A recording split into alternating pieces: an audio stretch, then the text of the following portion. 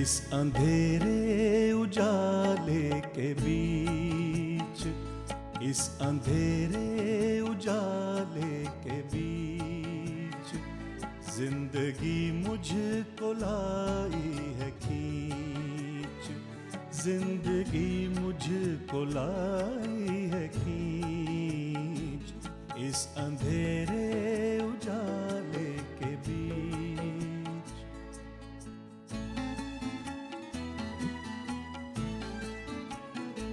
कह रही है ये रंगीनियाँ,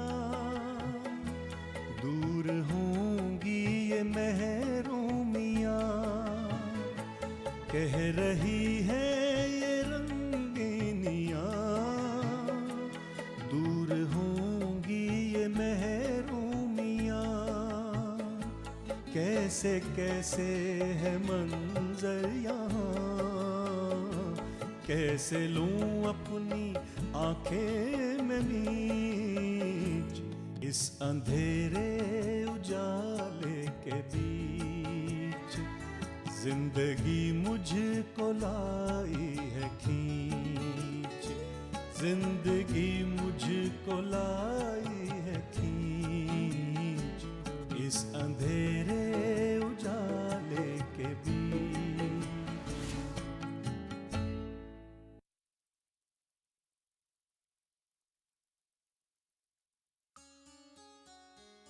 अब तक आपने देखा पाकिस्तान के सफर ने साजिद की यादों के दायरे और खोल दिए। उसकी बेचैनी और बढ़ जाती है। साजिद का जहन पुरानी यादों के दायरे में घिरा रहता है, जिसको सुलझाने वो बार बार डॉक्टर पटेल से मिलता है। अब आगे।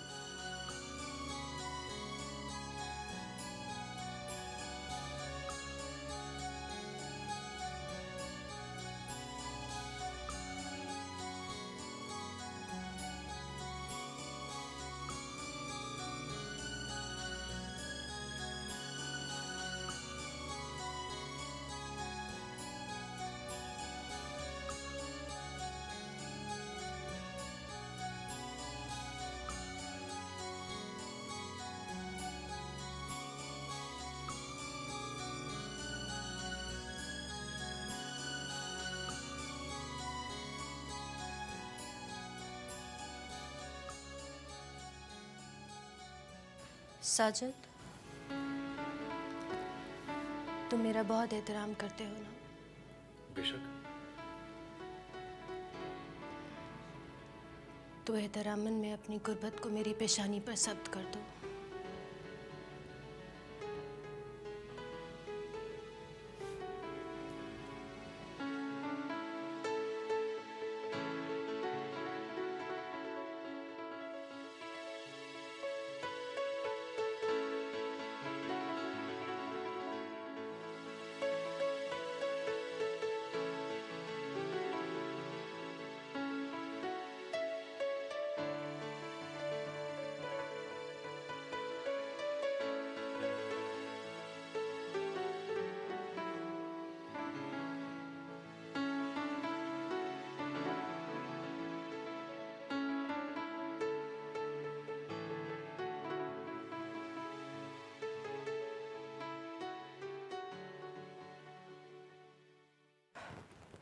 तुम अपने आप को क्यों झुठलाते हो?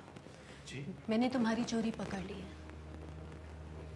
तुम मुझे ये जो नजरें चुरा कर देखते हो, मैंने महसूस किया है। तुम जानते हो औरत के जिस्म पर जब मर्द की निगाह पड़ती है तो वो जगह खामोशी से चुगली खाती है। मेरा मतलब, मैंने कोई नाज़ेबा हरकत नहीं की। यही तो नाजेबा है। वैसे तुम इतने मासूम नहीं हो जितने जाहिर करते हो। देखिए मिसेस मिर्ज़ा, मैं एक शरीफ आदमी हूँ। अच्छा, तो तुम्हें क्या लगता है मैं किसी भी नाशरीफ मर्द को अपने बेडरूम में यूं ही बुलाती? ये तुम्हारी शराफत ही तुम्हारी पहचान है। वो खत तो सुनाइए जो सुरैया ने भेजा। बहुत खूबसूरत खत है, सिर्फ तुम्हारा जिक्र है। सुरैया मेरी प्यारी बहन है, लेकिन ये खत पढ़ने के बाद मुझे लगने लगा कि ऐसी क्या बात है जो सुरैया में है और मुझ में नहीं। मुझ में ऐसी कौन सी चीज नहीं जो मेरी तस्वीर में है। क्या फरमा रही हैं आप? मैं तो सुरैया से इसलिए मिला कि वो आपकी बहन है। हाँ, और सुरैया तुम्हारे दिलो नज़र में उतर गई। क्या क्या तारीफें लिखी हैं उसने। मगर से मेरी ज़्यादा मुलाकात नहीं हुई। मेरी ज़्यादातर बातें तो रियाज साहब से हुई हैं और सुरैया आप ही का जिक्र कर रही थी। और खत में सिर्फ तुम्हारा जिक्र है। ये तो उनकी ज़र्रा नवाजी है, मगर मैं अब भी कहता हूँ कि सुरैया रियाज अगर मुझे याद है तो सिर्फ आपके हवाले से। तो गोया मैं तुम्हारे जहन में हूँ। बेशक, और बड़े एहतराम के साथ। क्या मैं इतनी बूढ़ी हो चुकी हूँ कि सिर्फ एहतराम के लायक हूँ? अजीब बूढ़े हो आपके दुश्मन, और आज तो आप पहले से कहीं ज़्यादा, मेरा मतलब, स्मार्ट लग रही हैं। आपकी नफासत की तारीफ के लिए तो मेरे पास अल्फाज ही नहीं। आपके उठने बैठने का अंदाज, आपका लिबास, आपका लबो लहजा, आपका अंदाज़ गुफ्तगू, आपकी शायरी, आपका तरन्नुम। इधर उधर की बातें करते रहोगे, बुनियादी बात पर भी तो आओ। बुनियादी बात तो ये है कि आप बेहद शफकत से पेश आती हैं। आपके पास आके मैं दुनिया के तमाम गम भूल जाता हूँ। गोया मैं तुम्हारी बुजुर्ग हूँ, सरपरस्त हूँ। बेशक, ये तो मेरे लिए फख्र की बात है। तो लानत है मुझ पर जो जवानी में बुढ़ापे की सनत मिल गई। अच्छा छोड़ो ये बातें, आओ ज़रा मैं तुम्हें अपनी नज़में और गज़लें दिखाती हूँ। तुम मशवरा दो कि इस काबिल है कि वो छपवाई जा सके। जी।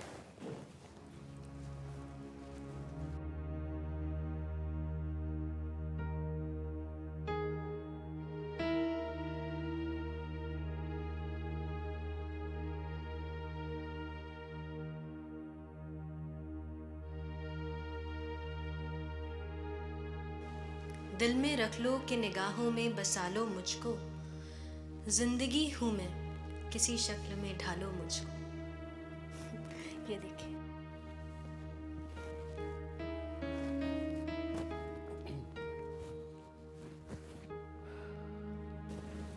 दिल में रख लो या निगाहों में बसा लो मुझको, तुमसे मुमकिन हो तो आंचल में छुपा लो मुझको। दाद देती हूँ, क्या मिसरा पहुंचाया है। वैसे कौन कहता है कि आप शायर नहीं हैं। तुमसे मुमकिन हो तो आंचल में छुपा लो मुझको। सुनिए, बेरुखी में भी लगावट की अदा है क्या खूब। मैं इसे मतलब बनाना चाहती हूँ, पर अब तक मिसरा नहीं लग पाया। एक ही मतलब मोहब्बत में कहा है, क्या खूब। अगर कोई सुनने वाला हो तो पूरी गज़ल कह सकती हूँ। बेशक। सुनिए, दिल में रख लो कि निगाहों में बसा लो मुझको, जिंदगी हूँ मैं किसी शक्ल में ढालो मुझको। दिल में रख लो कि निगाहों में बसा लो मुझको। दिल में रख लो कि निगाहों में बसा लो मुझको। जिंदगी हूँ मैं किसी शक्ल में ढालो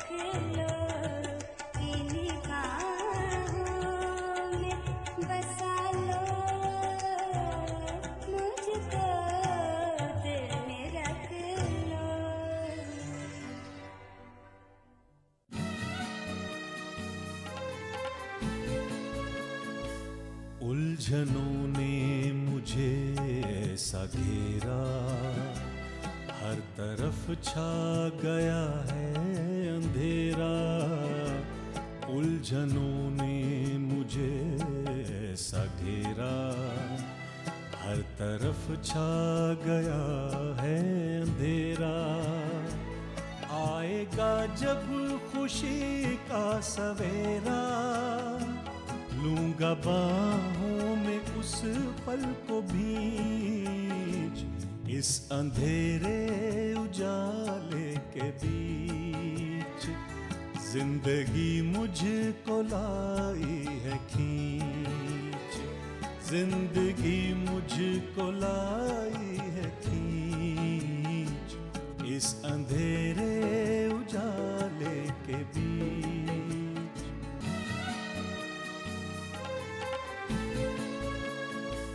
उलझनों ने मुझे ऐसा घेरा, हर तरफ छा गया है अंधेरा। उलझनों ने मुझे ऐसा घेरा, हर तरफ छा गया है अंधेरा।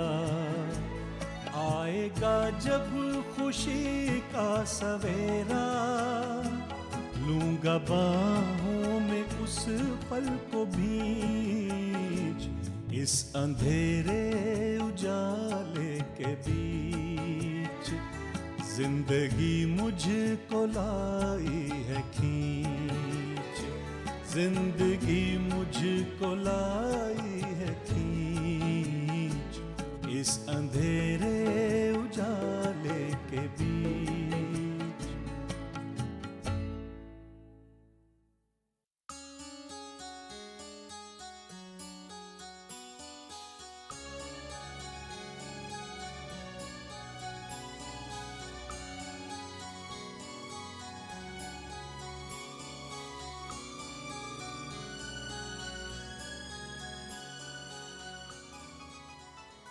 आदाब आपा।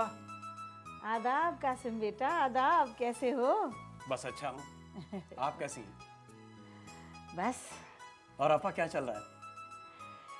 बेटा, देखा मैंने तुम सारी सब्जी ले आए। आपा आपने जो बोला था बाजार से मैं सब ले आया। ये भिंडी, चिरौंजी वगैरह सब सामान इसी में है। कासिम बेटा, तुम्हारे बिना तो हमारे घर में बहुत दिक्कत हो जाए। मैं क्या, कोई है इस मोहल्ले में जो आपके काम को इनकार कर सके? कभी किसी के काम को मना किया है आपने? कभी किसी की मदद करने से पीछे हटती हैं आप? मदद तो अल्लाह की तरफ से होती है बेटा, मैं तो बस एक जरिया हूँ। आपकी नौकरानी नहीं आई? घूम रही होगी इधर उधर। वैसे पाठक जी के वहाँ भी काम करती है। उनकी घरवाली ने कहा था कि अगर वो पैर में दर्द का मलहम हो तो दे दें। उनको उससे फ़ायदा हुआ था। मैंने कहा था जाते वक्त ले जाना, पर आई नहीं अभी तक। कहने लगी कि अम्मा, आप क्यों उनकी मदद करते हो? जब आपको किसी चीज़ की ज़रूरत होती है तब वो तो मदद नहीं करती। मैंने जवाब दिया, उन्हें अल्लाह की तरफ से हिदायत नहीं हुई होगी। अगर मैंने अल्लाह का हुक्म नहीं माना तो नुकसान तो मेरा ही है। जी, ये है आपका जज्बा मदद का। तो दूसरा कैसे कोई आपकी मदद से पीछे रहेगा आपा? भाई, हम नहीं बदल सकते अपनी आदत। जैसे हैं वैसे ही रहेंगे। अरे आपा, आप इन इक्का दुक्का लोगों की बातों पे मत जाइए। पूरा मोहल्ला आपकी आदत की मिसाल देता है और आपकी इज्जत करता है। अच्छा आपा, खुदा हाफिज। रुक जा बच्चे, मैं ज़रा मलहम ले आऊँ। जी आपा। उधर पाठक जी को दे आना, ठीक है? जी।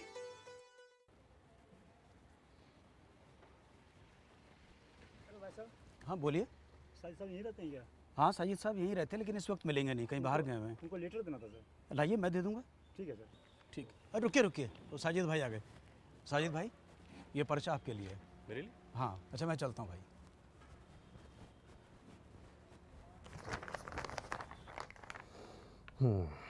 साजिद, बहुत बहुत सलाम। वालेकुम सलाम। खुशखबरी कहो या अपनी शामत हमें बांद्रा में एक मकान मिल गया है। और आज शाम घर पर सब दोस्त इकट्ठा हो रहे हैं। तुम्हारा फ़ोन नहीं मिला, शायद कहीं मटर गश्ती करने निकल गए होंगे।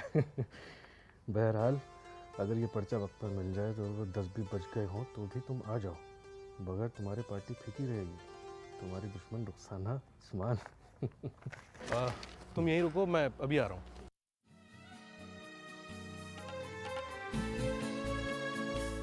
उलझनों ने मुझे ऐसा घेरा, हर तरफ छा गया है अंधेरा। उलझनों ने मुझे ऐसा घेरा, हर तरफ छा गया है अंधेरा। आएगा जब खुशी का सवेरा, लूंगा बाहों में उस पल को भींच, इस अंधेरे उजाले के बीच।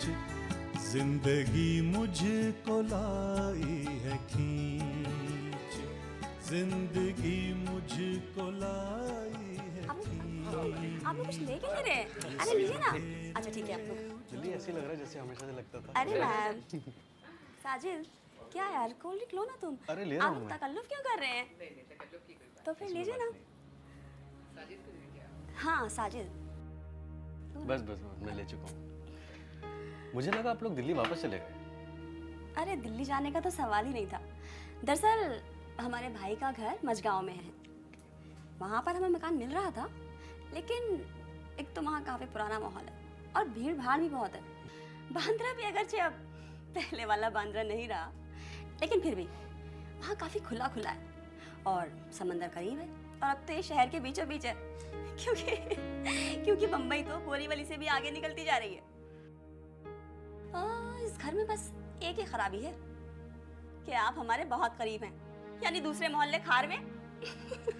लेकिन मैं तो दिल्ली वापस जा रहा हूँ। वहाँ मेरे एक दोस्त हैं मिर्ज़ा शमसुद्दीन, उन्होंने मुझे एक शानदार कोठी और एक बड़ी बिजनेस कंपनी में डायरेक्टरशिप ऑफर की है। अगर क्या? अगर मैं उनकी बहन से शादी कर लूँ तो। अरे वाह साजिद मियां वाह, तो दौड़ के कर लो ना। अरे सुना आपने? अरे अरे, मैं तो मजाक कर रहा था। आपकी बात के नहले पे दहला मार रहा था। आप क्या समझती हैं मैं इस तरह कोई बिकाऊ माल हूं? वैसे तो ये कोई खास बात नहीं, पर एक कहावत है ना, सूत ना कपास और जुलाई से लट्ठम लट्ठा। अब मैं अपनी लगी लगाई नौकरी क्यों छोड़ूंगा? वैसे भी बम्बई तो बम्बई ठहरा, और बम्बई से दिल्ली यानी उल्टे बांस बरेली। क्या बात है साजिद मियां, आज तो बड़ी कहावतें सुनाई जा रही हैं। आप लोग सब यहाँ एक ही ग्रुप से हैं मतलब? नहीं कोई ग्रुप नहीं है, तो हम बात करते हैं आज तो अशार की महफिल जमेगी ना आपके। अरे रईसा कहाँ हो भाई तुम? अरे हम तो भद्रवादी की अरे साजिद साहब से। हाँ वही ना।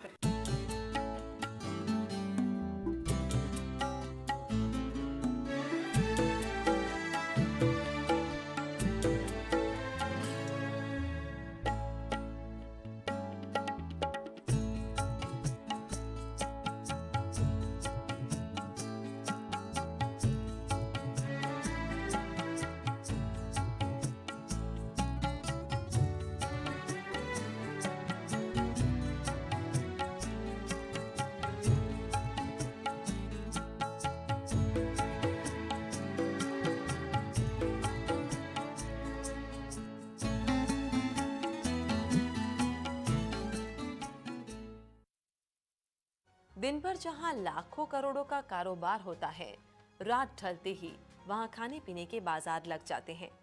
गुजरात में सालों पहले केवल सुरती लाला ही खाने पीने के शौकीन